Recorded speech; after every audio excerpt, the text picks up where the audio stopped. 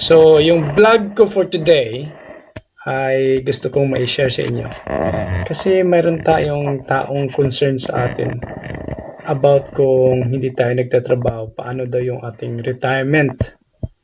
Okay, pero with a little bit bashing.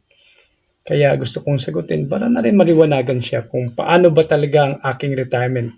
Kasi masyado siyang concern sa akin about sa aking retirement sa pagtanda kung hindi ako nagtatrabaho. Okay, ang pagkasabi niya rito, get a job. You are building nothing for when you retire. No pension, no government retirement funds. If anything, start investing what you make from YouTube. Right, okay. So gusto ko tong sagutin, napakaganda to. Kasi nga 'di ba, I used to live in England for 13 years from 2011 to more than 13 years from 2011, kalagitnaan ng 2011 hanggang sa 2024 ng August. July, August, 13 years exact. So ito, papakita ko sa inyo kasi parang ginajudge niya ako about kung wala daw akong retirement funds about benefits. So ito, actual, napapakita ko sa inyo kung ano talaga ang aking retirement benefits. So kasi, syempre dito sa Czech Republic, dahil huminto ako sa work. Pero hindi niya naisip, kahit na i-google mo, na yung mga British citizen ba, yung mga former worker na nagtatrabaho sa England more than 10 years, pwede ba silang mag-voluntary contribution sa kanilang retirement? So yun ang i-google nyo lang or i-check nyo sa government website ng UK. So ito, papakita ko sa inyo. Yan. UK National Insurance Record. Akin yan, pangalan ko yan. Nasa desktop ko ngayon. Nagharap ko sa desktop. Nung dumating ako sa England, 2011, ang pagbayad ko sa aking national insurance ay hindi full. Year is not full kasi kaligitnaan lang eh. Diba? Pero the remaining years, 1, 2, 3, 4 hanggang 2024, 2025, full year yan. Kasi sa England, ang pagbayad ng tax and para mag-contribution sa UK National Insurance Record mo is April 5 to April 5 the next year. So full yan. Ilang years yan? 1, 2, 3, 4, 5, 6, 7, 8, 9, 10, 11, 12, 13 years. Okay? So 13 years ang pagkahulog ko sa aking national insurance. Ito yung parang sa ating parang SSS. Okay. Ito, 2025 to 2026, your record for this is not available yet. Okay? Hindi pa siya available. Hindi ko alam kung bakit hindi pa in-update. Pero ito, hinuhulugan ko to voluntary. Okay? Voluntary. So, ang date talaga ngayon is 2026-2027. Pag ito ma-update ng record na to, kung ano man ang kulang ko rito, pwede ko pa rin bayaran ng voluntary. So, naghuhulog po ako ng aking national insurance voluntarily. Okay? Ganito, sa 2024 to 2025, ang binayaran ko, buksan natin. Ang binayaran ko is, you have contribution from paid employment, 866 pounds. Okay? Yan ang binabayaran ko yearly. Dito naman, 579 pounds. Okay? Dito ata, hindi ko to nakumpleto kasi dito ako nag-move sa Czech Republic. 255 paid employment. Okay? Ito, ito babayaran ko to. Pwede pa ako mag-contribute dito. Kasi ang full year ata kasi ito hindi ko full year, nag-move ako rito sa Czech Republic 2024 eh. So yung 2024 to 2025, hindi ko na bayaran talaga. Pero kinonsider nila na full year. Pero ito pwede kong dagdagan to. Para mag-increase yung aking yearly retirement. Okay? So, ito pa, ipapakita ko sa inyo. So, yan. So, ibig sabihin, ito, pag na-update ang record, makikita ko kung ilang buwan ang nabayaran ko at hindi ko nabayaran. Okay? So, at yan ang pwede kong bayaran. Kasi sa UK government, kahit na living abroad ka, basta nakapagtrabaho ka more than 10 years, pwede kang mag-voluntary contribution sa UK National Insurance para pagtanda mo. So, papakita ko pa sa inyo. Yan. Pangalan ko, sabihin nyo hindi peke, di ba? You can get your state pension on 6th of July 2045. Your forecast is £236.40 a week. 1,027.92 a month. Yan ang makukuha ko kung tuloy-tuloy ako magbabayad. But at the moment, dahil huminto nga ako noong 2020, hindi pa na-update, hindi pa nila na-update ang record, at the moment, yan ang makukuha ko. Okay, estimated based on National Insurance record up to April 2025 is 98.51 a week ang aking makukuha. So kung, for example, hindi na ako maghuhulog, hindi na ako, wala na. Pag tumanda ako, yan ang makukuha ko a week, 98.51 a week. So around 400 pounds ang makukuha ko a month. Kahit kung sakali man din ako maghuhulog, yan ang makukuha ko, 98.51 a week. May 400 pounds ako sa Pilipinas. Pag sa Pilipinas ako mag-retire. At may farm naman ako. Aba, saan ko pa kukunin yan? Diba? Hindi ko na mapupulot sa kalsada yan.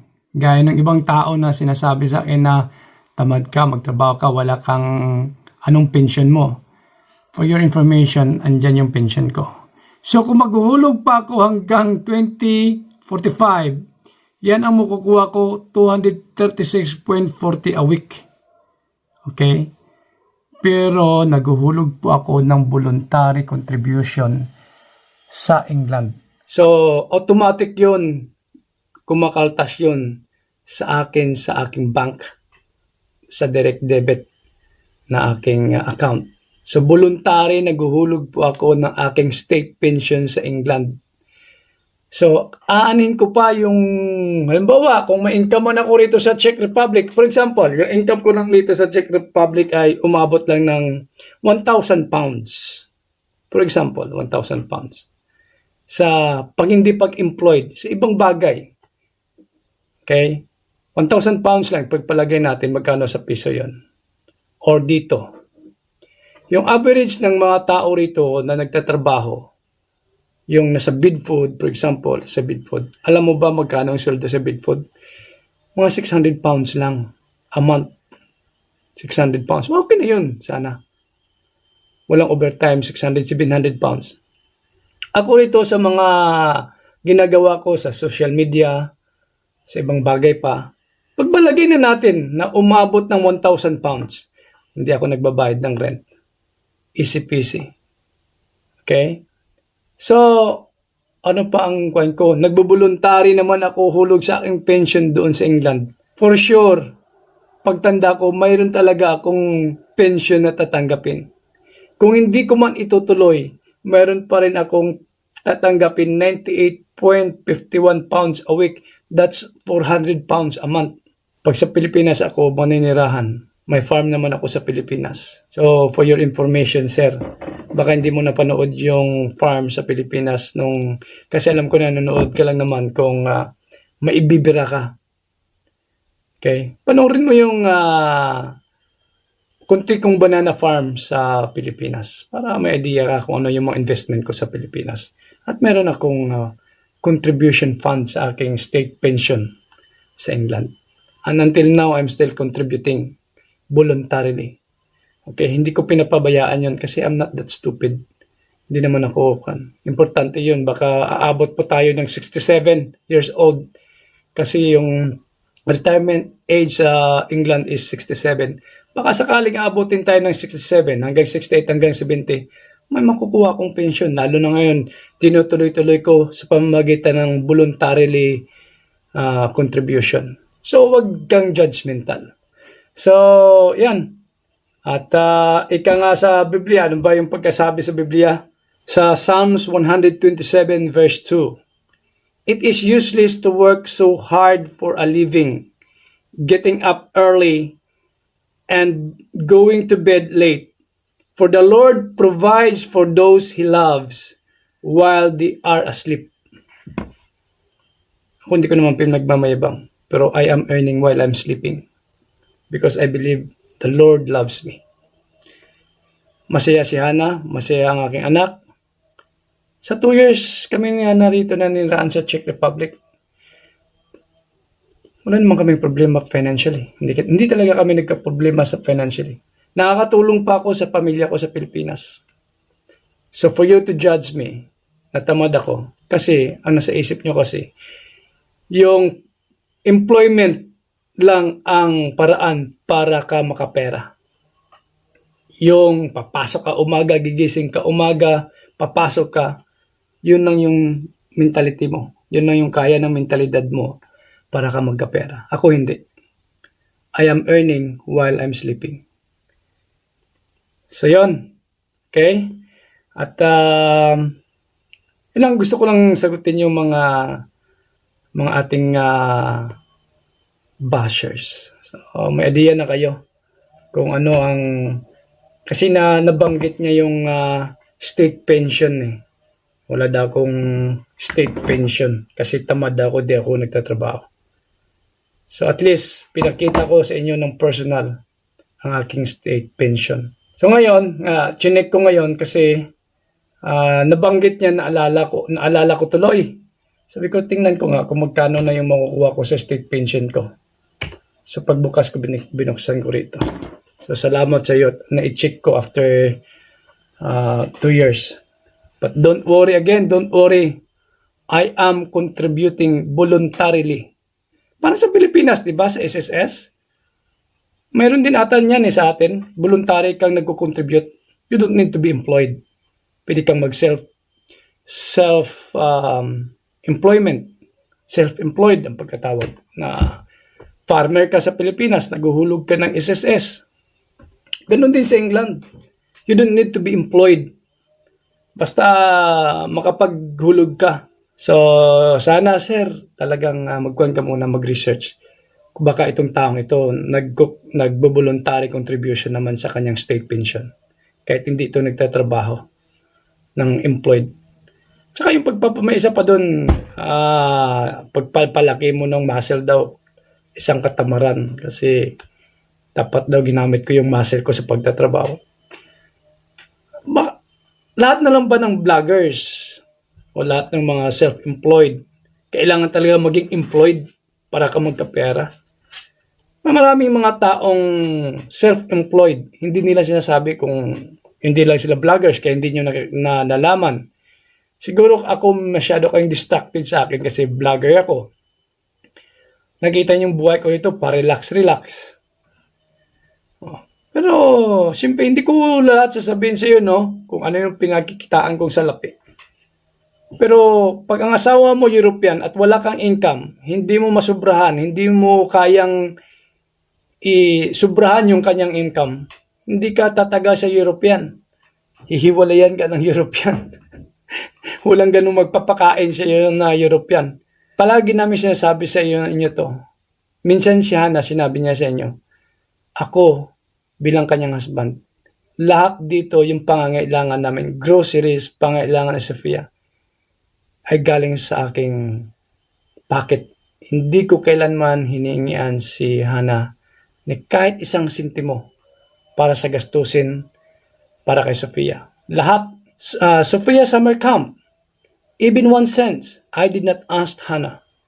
I always tell Hana, if you need money, just tell me. I will give it. Nung nagkaroon si Hana, si Sofia ng summer camp, so sinabi ng swimming club na ganito ang babayarin, almost 10,000 kron. Kung sa Pilipinas yun, mga 30,000 pesos ang kanyang babayaran. So, in-approach lang ako ni Hana.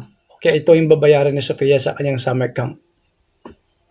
Okay, almost 10,000 koron. So, I send money. Okay, kasi ang lahat ng aking income, hindi dito sa Czech Republic, nasa labas. So, meron talaga akong card galing sa labas. Tapos, ang ginagamit ko dito sa Czech Republic is credit card. Naggaling din sa labas. So, ang bayad ko, online, banking apps. Siguro naman, alam mo na yung banking apps. Hindi ka naman siguro baguhan dito sa earth. So, pagtatanungin mo talaga ako ngayon, kung may pera ako, check ko ron. Wala akong pera, check ko ron. Hindi ako nag-income ng check ko ron eh. Pero pag kailangan ni Hana ng pera, from my bank sa labas, pinapadala ko rito sa bank ni Hana. Para magiging check ko ron. Gusto mo pa? May record tayo. Baka hindi ka maniwala eh. Open kung paano ko magpadala ng pera kay Hana. Western Union apps. Okay? Para baka sabihin nyo talaga eh, open account ko yan. Alam ko ibang mga loyal subscribers ko sasabihin sa akin na wag mo nang patuloyan yan, Chafet. Para lang malaman niya kung talagang saan at baka sabihin niya talagang wala akong income. Ito. Hana Alintahan Kratoviluba, nung nagpadala ko sa kanya ng pera, kapapadala ko lang ng pera para gastusin dito. Hana. Ayan. Okay? Hana Alintahan Kratoviluba. Nagpadala ko ng pera sa kanya, kakapadala ko lang. Ito, 8,000 koron. Kita nyo ba? So, paano ko gagawin yan kung ako ang palamunin dito? So, ako po ang bubuhay sa pamilya ko. Hindi po ako binubuhay ni Hana. So, lahat ng gastusin dito, gaya ng sinabi ko noon pa sa unang vlog ko, ang hindi ko lang binabayaran dito, kasi hindi ko maintindihan yung papers, yung contribution ni Hana pagdating sa bayarin ng tubig dito at saka electricity at saka gas. Yun lang yun.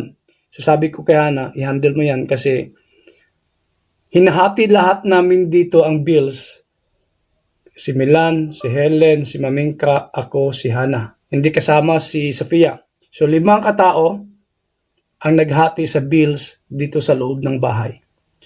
So pagdating ng bills, hinahati yun sa, for example, ang bill sa bahay is 5,000 koron. Lahat-lahat ng bills.